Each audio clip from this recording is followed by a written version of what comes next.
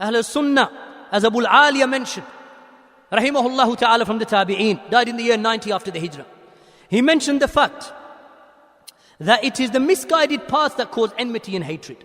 So he advised, he said, learn Islam. And when you have learned it, then do not turn away from it.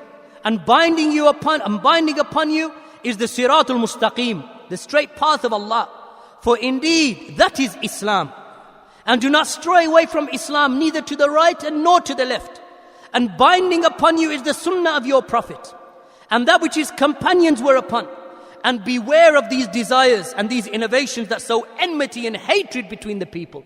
What sows enmity and hatred between the people? Innovations and desires. That's what sows enmity between the people. So refuting the people of falsehood, Shaykh Bazmul mentions, refuting the people of falsehood is from the necessary obligations. Shaykh al-Islam Ibn Taymiyyah stated in volume 8 of his Majmu' al-Fatawa, he mentioned that giving advice is an obligation for the specific and general religious benefit and general religious betterment, such as transmitting hadith that are erroneous or false. Just as Yahya bin Sa'id said, I asked Malik and al-Thawri and Layth ibn Sa'ad, and he said, and I think Imam al-Awza'i, regarding a man who's accused of narrating falsely the hadith, or that he does not precisely preserve them. All of them said, make clear his affair to others. Shaykh al-Islam then continues to say, Ibn Taymiyyah, some people would say to Imam Ahmad ibn Hanbal, it is hard for me to say that such and such is such and such a person. That he is such and such, and he is like this and he is like that. So Imam Ahmad ibn Hanbal said, if you remain silent and I remain silent, then how will the ignorant person know that which is authentic from that which is weak? So silence is not an option for the people of Sunnah. And likewise with the heads of the people of Bid'ah. Shaykh al-Islam mentions, and likewise is the case with the heads of the people of Bid'ah, from those who speak in opposition to the Kitab and the Sunnah, or instigate worship which is in opposition to the Book and the Sunnah, then clarifying their condition and warning the Ummah from them is an obligation by ittifaq of the Muslimin, by the consensus of the Muslims. So much so that it was said to Imam Ahmad ibn Hanbal, a man fasts and he prays and performs i'tikaf. Is he more beloved to you, or the one who speaks out against Ahlul Bid'ah? So Imam Ahmad responded, if he stands and prays, meaning with the nawafil, and he performs i'tikaf in the masajid, then that is for his own benefit. If he speaks against Ahlul Bid'ah, then that benefits all of the Muslims. So it is more virtuous and more excellent. And likewise we find Ibn Rajab in his book Al-Farq Bayn al-Nasihati wa Ta'yir, page 36. Ibn Rajab stated, he said, as for Ahlul Bid'ah and misguidance, and whomsoever pretends to be a scholar, and he is not in reality from them, then it is permissible to make clear their ignorance and to expose their mistakes as a warning to others so that they do not follow them in that. This is the statement of Ibn Rajab, rahimahullah ta'ala. Obligation, ya ikhwan. Not something that is open to ijtihad. A group of the Ummah, from the ulama of the Sunnah, that they have taken it upon themselves to clarify for you and to clarify for me. That the way to clarify or the way to protect the deen is by calling the people to Tawheed, calling the people to Sunnah, calling the people to Iman, calling the people to correct allegiance for Allah, wala for Allah, and bara'ah for the sake of Allah, that you disown and you have enmity to those people who oppose the Sunnah. So you find many of the people today, you say to, someone will come to you and you say to him, Akhi, Fulan is Salafi. You say, how do you know he's Salafi? Akhi, he's against bin Laden. Say, hold on. Is that the measure? Even the Takfiri is against bin Laden, because if he says I'm with bin Laden, he'll end up in prison. Is that the measure now, bin Laden? Even the Tablighi will say I'm against bin Laden. Even Ikhwan al-Muflisin in this country are saying that we're against bin Laden. That's what they're saying. Many of these are the MCB, the Young Muslims, the ISB, all of these Ikhwani organizations and youth movements, UKIM, every single one of them, we're not with bin Laden, we're against al-Qaeda. What, that makes a person Salafi? That does not make a person Salafi. That's just one aspect of refuting an extremism of the Khawarij. An extremism that they themselves initiated anyway back in the 80s and 90s.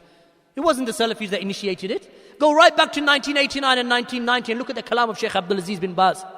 When they asked him with regard to the takfiri and those individuals who have gone to extremes in the issue of jihad, that they have given jihad a meaning that is not from the kitab and the sunnah. And they go around and they kill people. Shaykh Abdul Aziz bin Baz said, do not give them salam. And do not respond to their salam. For indeed they are the brothers of the shayateen. They are the brothers of the devils. Shaykh Abdul Aziz bin Baz, going right back to the late 80s. So it is not that we unite with you upon one bid'ah.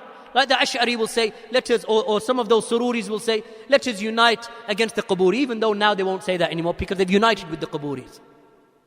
But they used to say to us, we don't worship the graves and you don't worship the graves, so let us unite. Say, no, that's not the only point. Whole of the Sunnah. وَمِنَ السُنَّةِ لَازِمَةِ الَّتِي مَنْ تَرَكَ مِنْهَا خَصْلَةً, as Imam Ahmad ibn Hanbal said, that from that which is a binding necessity of the Sunnah is that anyone who abandons, meaning rejects, a single part of it, then it is as if that he has left all of it and he is not counted from its people. It's not just that you are with us like Abu al-Hasan al-Ma'ribi. He says, I am with you against the Murji'ah. I am with you, which is not anyway. He said, I'm with you against the Murji'ah. And I'm with you against the Khawarij. I'm with you against the Qadariyah. And I'm with you against the Jahmiyyah. These are the four well-known bid'ahs. So now I am Salafi. No. Wallahi la. That you have to hold on to the Sunnah in its entirety. Not just pick out the group that you will oppose and pick out the groups that you will be with. Islam is not a buffet bar.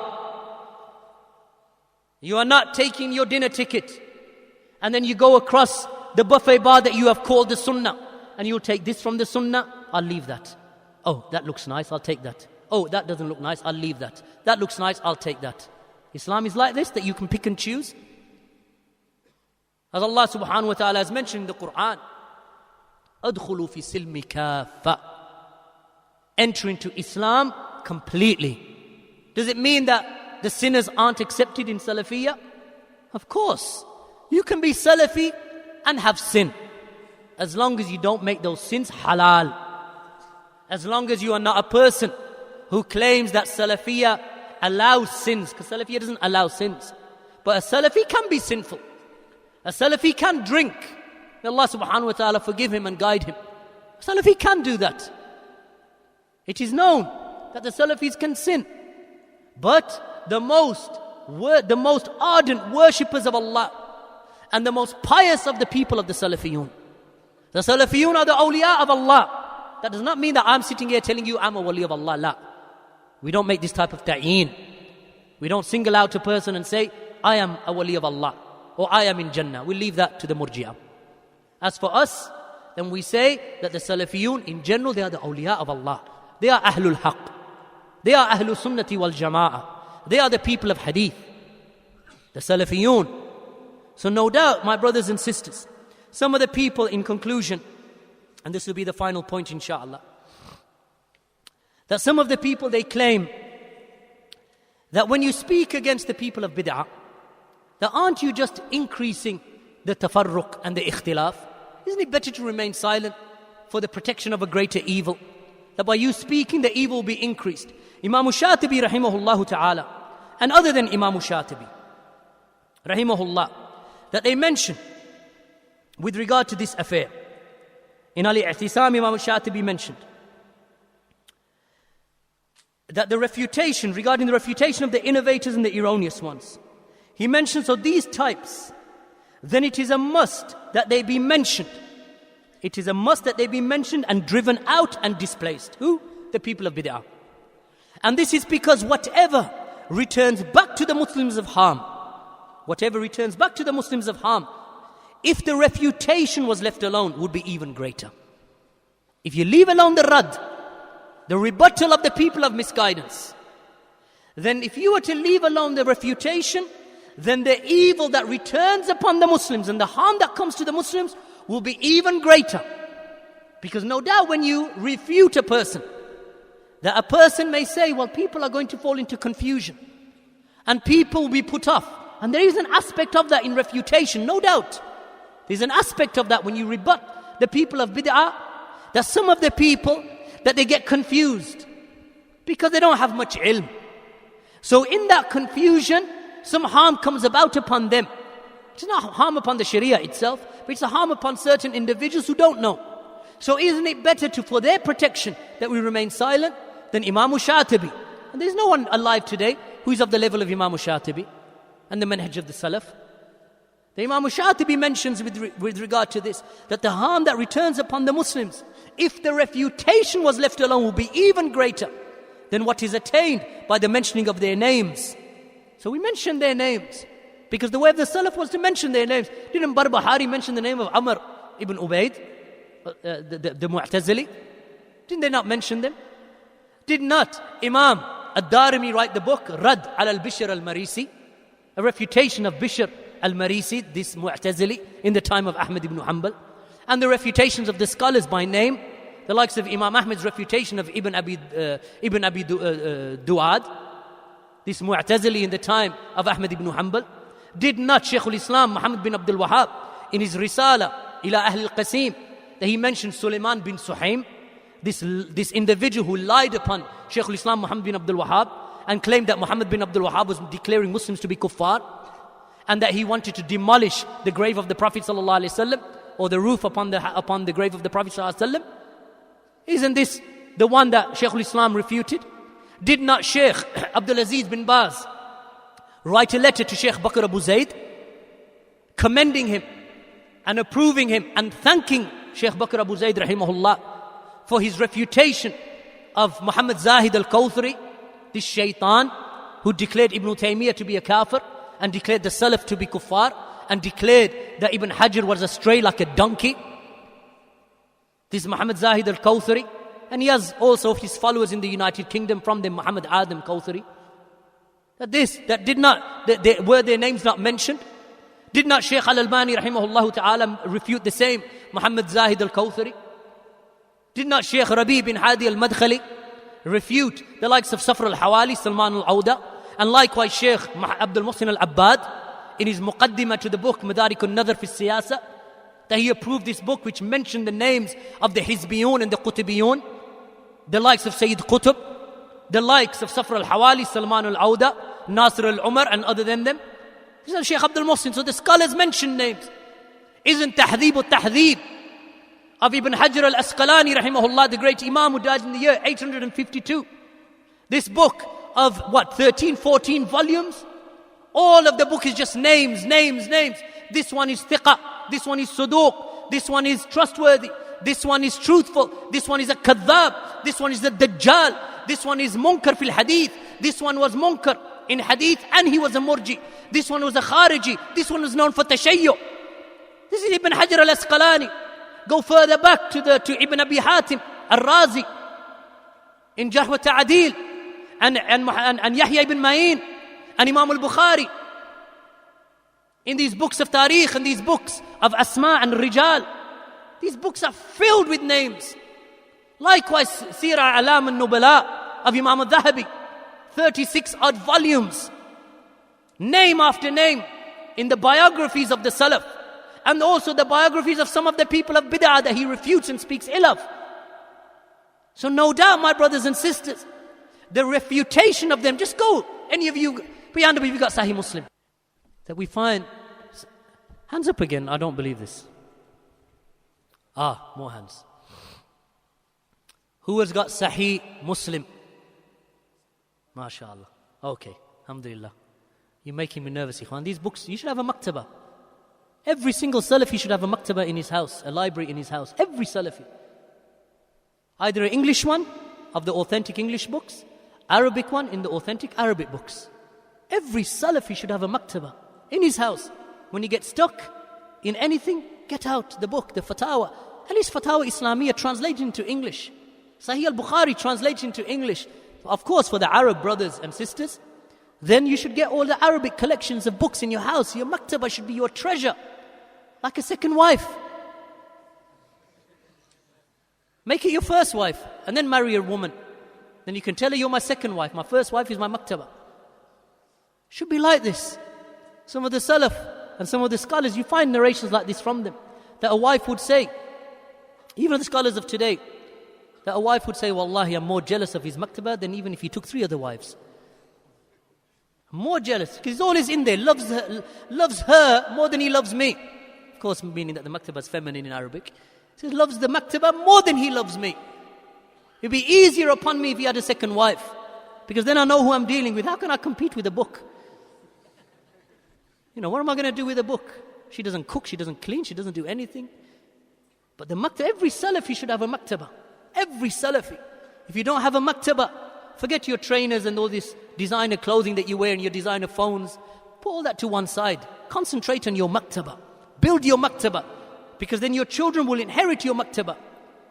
Or that you will give your maktaba after your death to people who will benefit. Maybe donate it to the masjid after your death. So then hundreds of people will benefit from your maktaba and you will get the reward for it. Going back to Sahih Muslim, just read the first chapter in Sahih Muslim. English or Arabic. Read the first chapter. And look how he speaks about the protection of the religion by speaking in the isnad, speaking in the chains of narration. That he brings a chapter heading that in the issue of the chain of narration and the protection of the chains of narration, that it is a permissive. This is Imam Muslim, rahimahullah ta'ala, from the most authentic collectors of hadith after Sahih al-Bukhari. The permissive chapter heading, the protection of the narrations comes foremost, and backbiting is permissible for the protection of the religion. Backbiting in the chains of narration, so that the chain of narration is maintained. And then he brings the narrations that you are all aware of, the narrations of Muhammad ibn Sirin and Hassan al-Basri and so on and so forth, with regard to the fitn, that we never used to ask the people up until the fitna occurred. And then we used to ask the people, name us your men and so on. In the first chapter of Sahih Muslim, it's protection of the religion. So sometimes it necessitates the naming of names. And as Ibn Battah said, or as is mentioned by Ibn Battah, that one of the Salaf, he was said to him, what is a Sunni? What is a Sunni? He said, the Sunni is the one, when the people of desires, they are mentioned or their names are mentioned, that he does not become angry. This is the Sunni. When the people of desires are mentioned, meaning that they are refuted, that the Sunni doesn't become angry with that. So when Shaykh Rabi mentions Abdul Rahman Abdul Khaliq, and he refuted him in 3 books, and he mentioned Sayyid Qutb, and he refuted him in several volumes, and the likes of Shaykh Ubaid, that he mentions the likes of Ali Hassan al-Halabi, and Muhammad ibn Hadi when he mentions Abu al-Hasan al-Ma'rabi, and the rest of the scholars who mention what they mention, then the Sunni doesn't become angry. The Sunni, he recognizes that this is for the protection of the religion and the protection of the deen. And then we continue in seeking knowledge. This is not the knowledge that we seek alone. Rather, we learn Usul al-Thalatha, Kitab al-Tawheed, Aqidat al-Wasitiyya, At-Tadmuriyya, Usul al-Sunnah, Aqidat al-Salaf wa Ashab al-Hadith, As-Sunnah of Ibn Abi Asim, and all of the other books of Aqidah. And we study Bulugh al-Maram, and we study Riyadh al-Salihin, and we study Umdatul Fiqh and Umdatul Ahkam. That we learn the deen of Allah, and we learn the Arabic language, and we memorize the Quran, and we memorize the Ahadith. This is the Salafi. In all of these arenas, the Salafis excel. And this is what maintains our Salafiyah and our connection to the Sunnah. May Allah subhanahu wa ta'ala guide me and guide you to His pleasure. And may our hearts be comfortable with the love of the Sunnah and love of Salafiyah. And may we live upon it, and may we die upon it. Allahumma ameen. Walhamdulillahi Rabbil Alameen. Wa sallallahu ala nabiyyina Muhammad wa ala alihi wa sahbihi wa sallam.